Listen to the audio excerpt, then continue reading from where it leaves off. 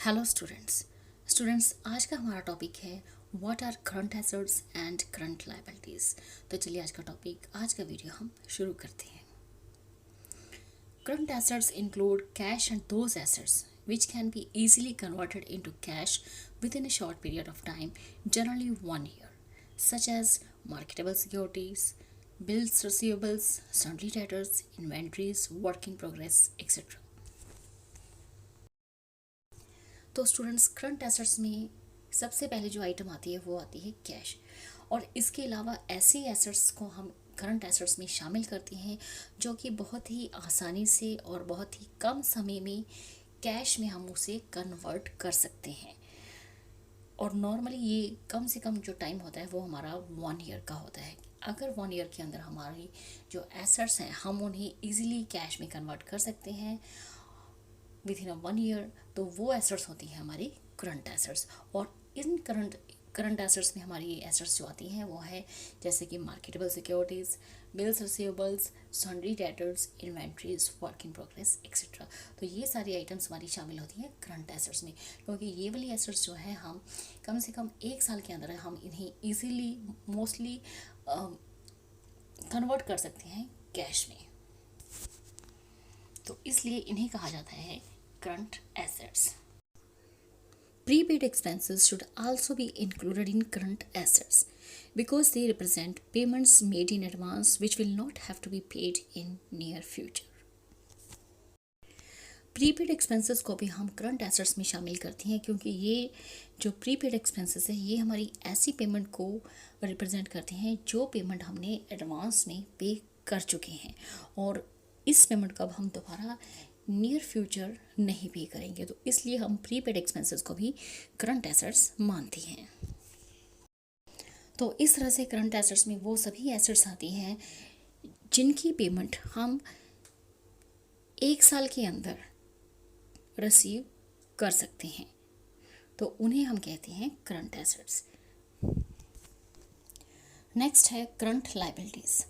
Current liabilities are those obligations which are payable within a short period of generally 1 year and include outstanding expenses, bills payable, sundry creditors, accrued expenses, short-term advances, income tax payable, dividend payable, etc.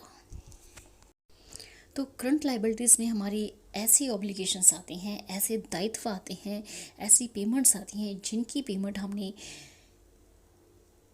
1 साल के अंदर करनी होती है, और इसमें आते हैं हमारे जैसे कि outstanding expenses, bills payable, sundry creditors, accrued expenses, short term advances, income tax payable, dividend payable etcetera.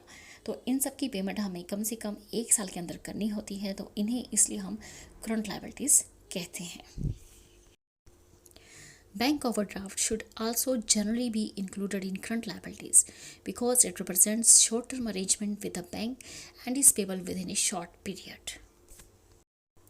तो इस तरह से बैंक ओवरड्राफ्ट जो है वो भी हम करंट लायबिलिटीज़ में शामिल करते हैं, क्योंकि बैंक ओवरड्राफ्ट जो होता है एक शॉर्ट टर्म अरेंजमेंट होता है बैंक के साथ, और इसे पे किया जाता है with in A short period. Normally 1 साल के अंदर हमें ये पेमेंट करनी होती है बैंक ओवरड्राफ्ट की।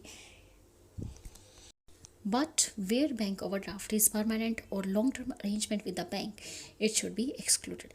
लेकिन कई केसेस में बैंक ओवरड्राफ्ट जो है हमारा एक परमानेंट और लॉन्ग टर्म अरेंजमेंट होता है बैंक के साथ, तो उस केस में हम इसे करंट लायबिलिटीज़ में शामिल नहीं करते। तो उस केस में हमारा जो बैंक ओवरड्राफ्ट है उसे करंट लायबिलिटी से हम निकाल देते हैं। नेक्स्ट है स्टूडेंट्स, आप एक टेबल देख सकते हैं जिसमें कि हमने current assets and current liabilities mention की हुई है। तो चलिए देखते हैं कौन कौन सी होती है हमारी current assets. Under current assets number 1 is cash in hand, second cash at bank, third is marketable securities. Marketable securities को हम शॉर्ट टर्म सिक्योरिटीज़ भी कहते हैं। एंड फोर्थ है शॉर्ट टर्म इन्वेस्टमेंट्स, फिफ्थ है बिल्स रिसीवेबल, सिक्स्थ है sundry debtors, seventh है inventories that is stock, eighth is work in progress and ninth is prepaid expenses. Next है करंट लायबिलिटीज़। तो चलिए देखते हैं कौन कौन सी शामिल लायबिलिटीज़ इसमें शामिल होती हैं। नंबर 1 इज़ आउटस्टैंडिंग एक्सपेंसेस और accrued expenses, second bills payable, third sundry creditors, fourth is short term advances and fifth is income tax payable and sixth is dividend payable and seventh is bank overdraft. If not a permanent arrangement. अगर question में bank overdraft जो है short term arrangement है तो इस case में ये current liabilities होगा। लेकिन अगर बैंक ओवरड्राफ्ट जो है परमानेंट और long term arrangement with the bank दिखाया जाता है तो उस केस में ये हमारी करंट लायबिलिटी में शामिल नहीं होगा।